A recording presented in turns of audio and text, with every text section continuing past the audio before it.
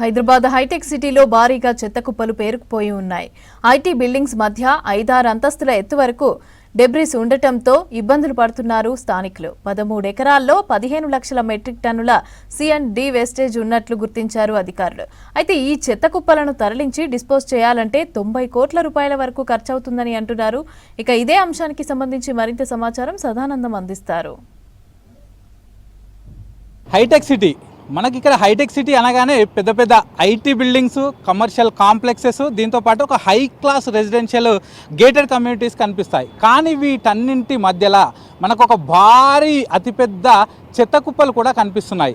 At present మనం IKEA junction నుంచి towards delight Meenakshi towers వైపు వెళ్తుండగా ఇక్కడ చూస్తే ఒక భారీ పెద్ద సంఖ్యలో ఎకరాల్లోనే ఒక అతిపెద్ద చెత్త కుప్పలు మనకైతే ఇక్కడ దర్శనమిస్తున్నాయి. సో ఇవి ఇప్పుడే కాదు, గత 10 ఏళ్ళుగా ఇక్కడ C&D wastage, construction and demolition వేస్టేజ్తో పాటు ఇతర వేస్టేజ్ అంతా తెచ్చి ఇక్కడ ఓపెన్ ప్లేస్లో డంపింగ్ చేసుకుంటూనే వస్తూ ఉన్నారు. సో దీన్ని GHMC అధికారులు మొదటి నుంచి పట్టించుకోకపోవడం వల్ల ఇదొక ఆల్మోస్ట్ డంపింగ్ యార్డ్గా మారిపోయింది. ఎస్పెషల్లీ C&D వేస్టేజ్ అంటే కన్స్ట్రక్షన్ అండ్ డిమాలిషన్ వేస్టేజ్ ఈ చుట్టుపక్కల భారీ స్థాయిలో కన్స్ట్రక్షన్స్ జరిగాయి. గత 10 ఏళ్లలో పెద్ద సంఖ్యలో మనకు చుట్టూ చూస్తున్న బిల్డింగ్స్ అన్నీ వచ్చాయి. సో దాంట్లో ఉన్నటువంటి వేస్టేజ్ అంతా కూడా డైరెక్ట్గా తెచ్చేసి ఇక్కడనే పారబోసారు. సో సుమారు 13 ఎకరాల స్థలంలో పూర్తి స్థాయిలో ఈ C&D వేస్టేజ్ అంతా వచ్చేసింది. ఎట్ ప్రజెంట్ మనము ఇక్కడ డిలైట్ వద్ద ఉన్నాము. ఇదే మీనాక్షి టవర్స్ మనం చూస్తున్నాం కదా,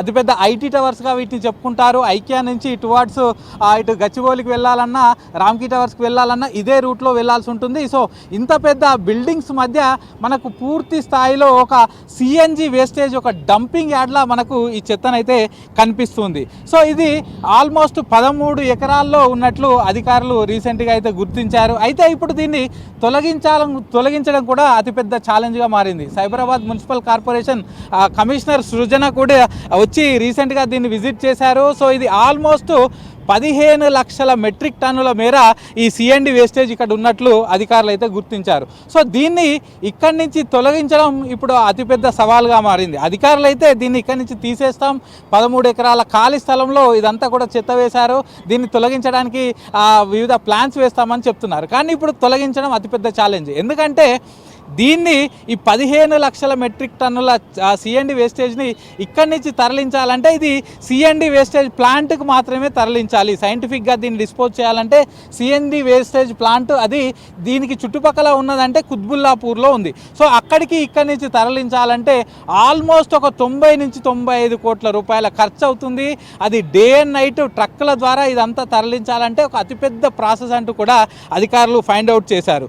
సో అలా కాకుండా ఇక్కడనే సైంటిఫిక్గా డిస్పోజ్ చేయాలంటే ఇక్కడనే ఒక C&D వేస్టేజ్ ప్లాంట్ ఏర్పాటు చేయాలి. ఈ ప్లాంట్ ఏర్పాటు చేయడానికి 35 crores రూపీస్ అవుతాయి. ఆ తర్వాత దీన్ని సైంటిఫిక్గా డిస్పోజ్ చేయాలన్నా కూడా ఈ చుట్టుపక్కల ప్రాంతాల్లో చాలా వరకు ఎయిర్ పొల్యూషన్ జరుగుతుంది. ఇది అసలే చాలా వరకు రద్దీగా ఉండే ఏరియా. అటు ఒకవైపు ఏమో రెసిడెన్షియల్ కాంప్లెక్సెస్ ఉంటాయి, మరోవైపు కమర్షియల్ యాక్టివిటీస్ జరుగుతూ ఉంటాయి. ఐటీ స్పేస్గా దీనికి గుర్తింపు ఉంది, ఎప్పుడూ రద్దీగా ఉంటుంది, మార్నింగ్ ఈవినింగ్ చాలా ట్రాఫిక్ ఉంటుంది. ఈ ప్లేస్లో C&D ప్లాంట్ పెట్టేసి దీన్ని డిస్పోజ్ చేయాలంటే ఎయిర్ పొల్యూషన్ కూడా చాలా వరకు అవుతుంది.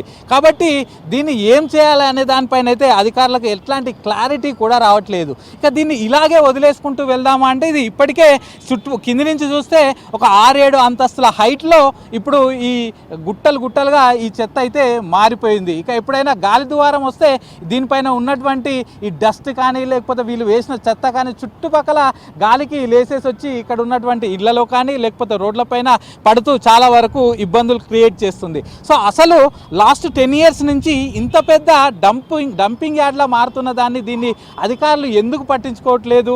మొదటి నుంచే ఎప్పుడైతే ఇక్కడ C&D వేస్టేజ్ వేయడానికి ట్రై చేశారో అప్పుడే దీన్ని అప్పటి నుంచి అరికడితే ఇప్పుడు ఇంత పెద్ద గుట్టగా, ఇంత పెద్ద C&D వేస్టేజ్ డంపింగ్ యార్డ్గా మారకపోయేదంటూ కూడా ఇక్కడ ఉన్న స్థానికులు చెప్తున్నారు. సో ఒకవైపు తీసేద్దామన్నా చాలా వరకు ఛాలెంజెస్ ఉన్నాయి. ఇలాగే ఉంచుదామంటే ఈ ప్లేస్ అంతా కూడా పాడైపోతుంది, చుట్టుపక్కల వారికి చాలా వరకు పొల్యూషన్ తోటి ఇబ్బంది అవుతుంది. సో మనం ఇక్కడ ఈ ప్రస్తుతం ఇక్కడ ఉన్న ఈ డంపింగ్ యార్డ్ చూస్తే దీనిలో కేవలం సిఎండి వేస్టేజే కాకుండా మనం చూస్తే పాడైపోయిన పరుపులు కానీ, చెక్కలు కానీ, పాడైపోయిన ఫర్నిచర్ కానీ, థర్మాకోల్ షీట్స్ కానీ, పైప్స్ కానీ, ఇట్లా డిఫరెంట్ అంతా పూర్తిగా చెత్త అంతా కూడా ఇక్కడ వేసేసి ఉంది. అట్ట ముక్కలు అన్నీ వేసేసి ఉన్నాయి. సో అవన్నీ గాలి దుమారం వచ్చినప్పుడు డైరెక్ట్గా ఎగిరిపోయి వచ్చేసి ఇక్కడ పడుతున్నాయి. బట్టలు అన్నీ చెత్త చెదరం అంతా ఉంది. సో గాలి దుమారం వచ్చినప్పుడు, వర్షాలు వచ్చినప్పుడు డైరెక్ట్గా లేచి వచ్చి ఈ చుట్టుపక్కల ప్రాంతాల్లో పడుతున్నాయి. సో దీన్ని ప్రస్తుతం ఇక్కడి నుంచి రిమూవ్ చేయడం అనేది ఒక అతిపెద్ద ఛాలెంజ్గా మారింది.